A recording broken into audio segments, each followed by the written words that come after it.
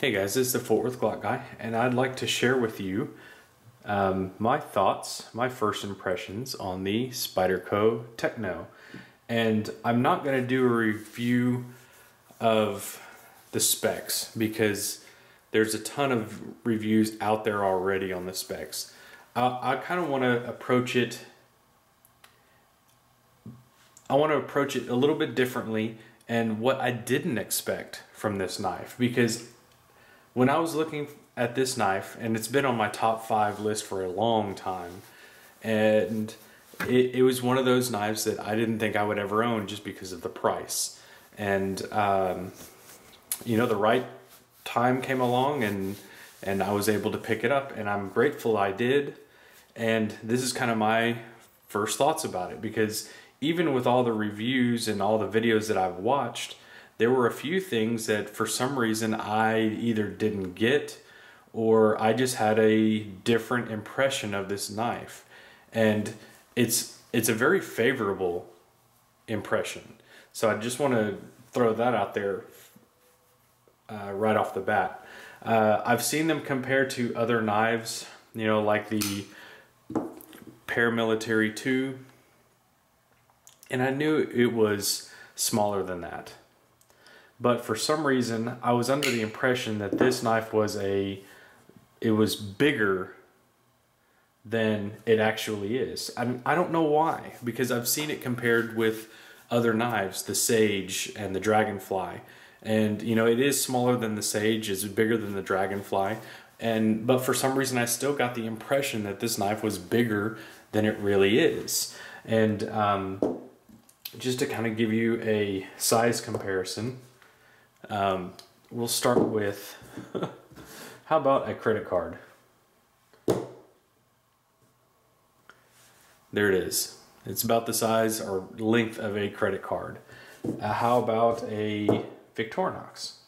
Because we're all very familiar with Victorinox.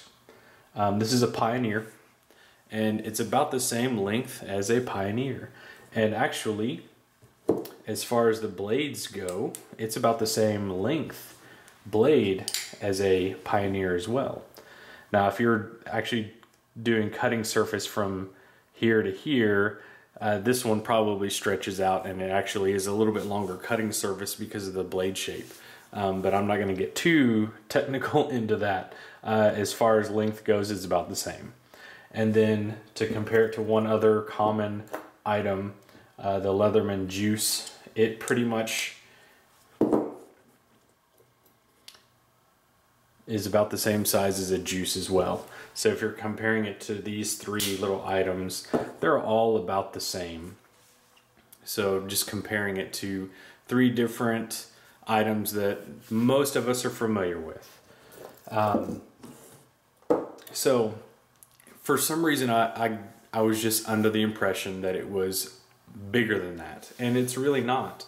And that's not a bad thing, because it's actually kind of fits in my sweet spot of what I look for in a knife. I don't want something that is really big.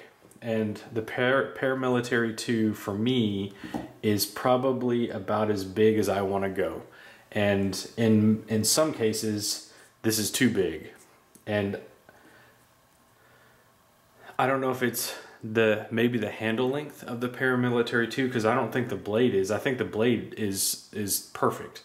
I don't want anything bigger than this, but as far as just a comparison goes, for some reason I thought that, you know, it was just bigger than that, and that's okay.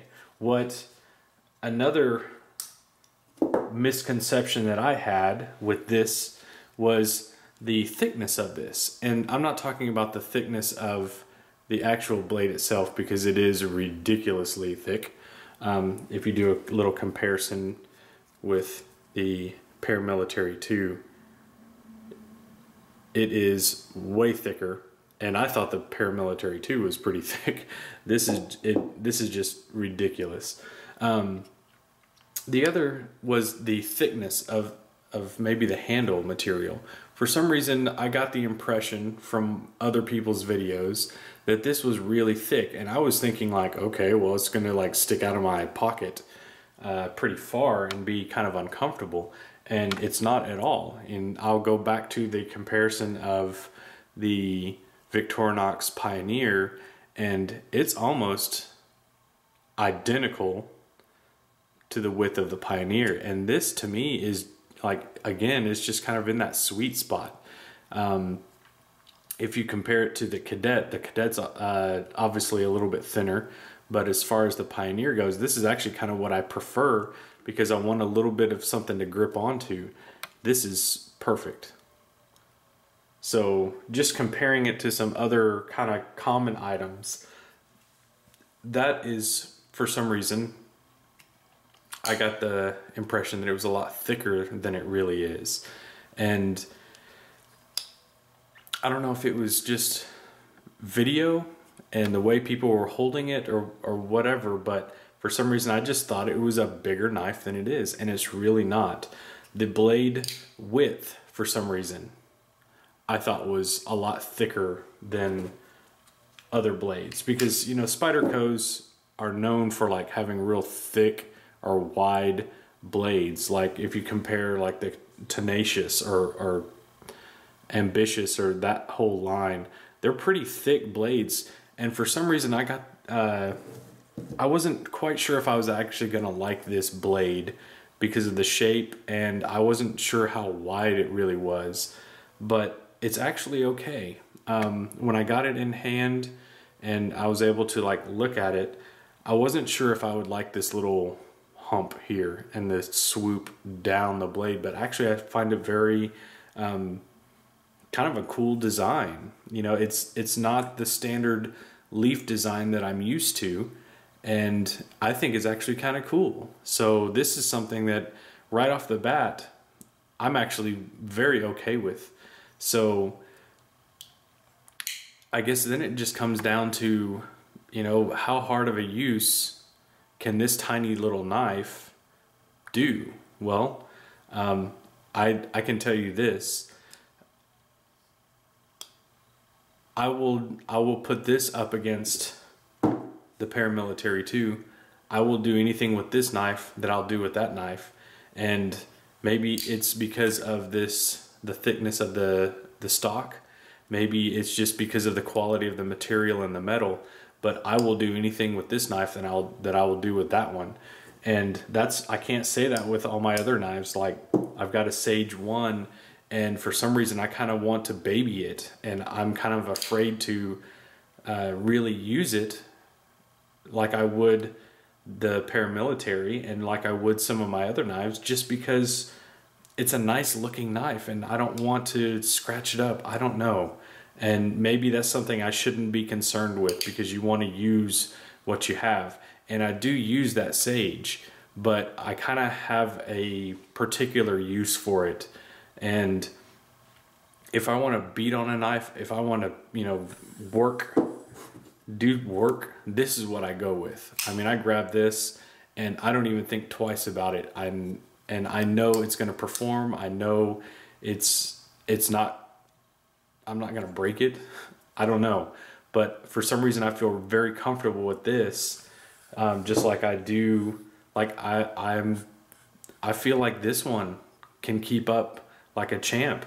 Like I think I can do anything with this one that I can with the Paramilitary 2. So this is going to be, I understand why people say this is a little big knife. To date, and this is probably going to be this way for a long time, because I've never spent, this is my most expensive knife to date. And typically with my more expensive knives, I kind of want to, I don't know, I don't want to say baby them, but I don't want to hurt them and break them. I don't feel like I can break this. It's just like a little tank. I mean, it's just a great size. It's a great build quality. It just feels great in hand. And I don't think I can break this thing. So it's immediately going into my pocket, and I'm immediately going to start doing whatever I want to with it, because I know it can handle it. So I just kind of wanted to give you some of those impressions about this knife, because a lot of the videos, like I said before, I had a wrong idea about this knife. I thought it was bigger than it really is. So when I actually got it in hand, you know, it was a little bit smaller than I thought, but I was okay with that because it fits in my sweet spot, which is somewhere between 2.5 to 3 inch blade is what I like. And that fits in that sweet spot. And then the other thing is, like, for some reason I thought it is a lot thicker than it really is, and it's not. You know, again, if you compare it to the Paramilitary 2, they're pretty much the same thickness. So I don't know why people are saying that this is a really thick knife, because it's not. It is a little bit heavier, but again, for the size of this, I kind of want it to be a little bit beefier, because I know, you know, with that extra weight, it can handle more too. So I'm okay with the weight on this. Honestly, it doesn't bother me. Like, I don't even think about, oh, this is too heavy for me. I don't think about that at all. So if that is a concern of yours and you're looking at this knife, go for it. If you're concerned about the width of it, don't be. If you're concerned about, oh, this knife is too small, or if it's too big, go for it. Again, I think it fits in that sweet spot of, you know, between 2.5 to a 3 inch blade. And, you know, it is smaller than the Paramilitary 2. And, you know, for some people, this is a scary blade. I don't know why. You know, it's 3 inches long. I don't know why that's scary. Maybe it's just the shape of the blade. I'm not sure. But this fits in that sweet spot. And I really think the design of the blade is actually a good thing, because it's not intimidating at all. It's not real pointy. It's not real scary. It looks like a bird. You know, it's like a beak, like someone had described in another video. And when it's folded, I mean, it's just a little knife. Like, there's nothing scary about that at all. It's really kind of a cool design. So I just kind of wanted to give you my impression of this knife, because for some reason it was different. Even watching other videos, I had a different idea of what this knife was, and I just wanted to kind of share that with you. So this is a little bit of a different first impressions video. And I love that blue backspacer too. I just think that is so incredible looking. And then blade centering, perfect. I mean, it's just a well-made knife. So anyways, I just wanted to share that with you.